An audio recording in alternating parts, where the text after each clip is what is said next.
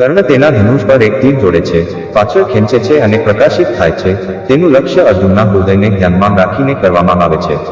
કૃષ્ણ અર્જુનનો સારથી નિર્ભય રીતે ચલાવે છે અને રથને જમીન પર ઘણા પગ લગાવે છે. તીર અર્જુનના હેડિયરને ફટકારે છે અને તેને પછાડી દે છે. તેનું લક્ષ્ય ખૂટે છે અર્જુનનું હૃદય. કૃષ્ણ ચીસો પાડે છે, વાહ, ધન્ય છે કર્ણ, સાબાસ.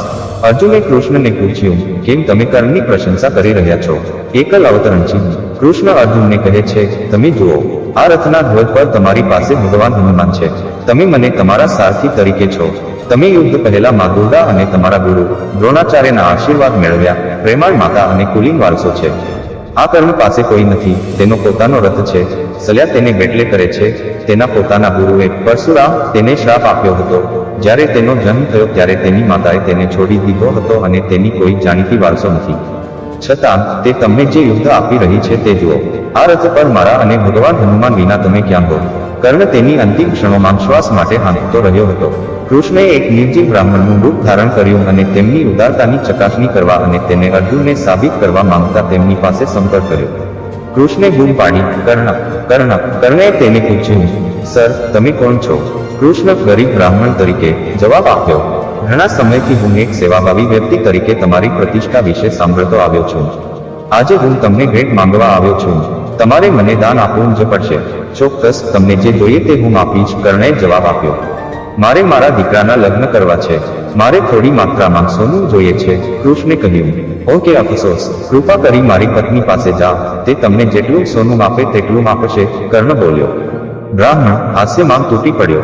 તેણે કહ્યું, થોડું સોના ખાતર મારે હસ્તિનાપુરા જવું છે. જો તમે કહો છો તો હું જે માંગુ છું તે તમે મને આપી શકવાની સ્થિતિમાં નથી.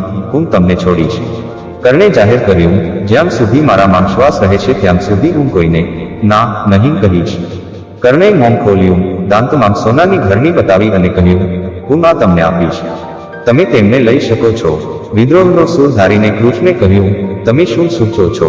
શું તમે અપેક્ષા કરશો કે હું તમારા દાંત તોડી નાખીશ અને તેમાંથી સોનું લઈશ?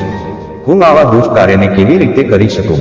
હું બ્રાહ્મણ છું. તરત જ કર્ણ નજીકમાં એક પથ્થર ઉપાડ્યો, તેના દાંતને પછાડ્યો અને બ્રાહ્મણને અર્પણ કર્યો. કૃષ્ણ તેની રેસમાં બ્રાહ્મણ તરીકે કર્ણની વધુ કસોટી કરવા માંગતા હતા. શું તમે મને લોહીથી ટપકતા ગિફ્ટ દાતા તરીકે આપી રહ્યા છો? હું આ સ્વીકારી શકતો નથી.